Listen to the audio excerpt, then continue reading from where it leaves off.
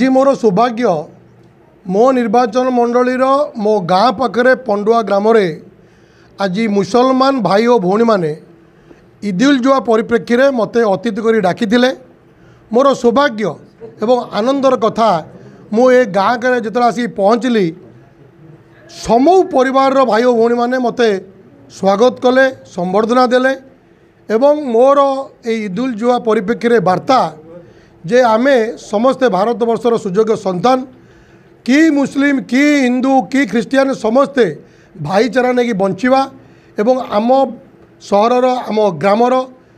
भाईचारा नहीं बंचिबा स्नेह श्रद्धा परस्पर बांटिबा आम गाँ को विकास करवा आमे समस्ते केमते भलरे रहिबा आम पिला माने भल पाठ पढ़िबे एवं ए मोदी जी सरकार जो नीति अच्छी आमे समस्ते एक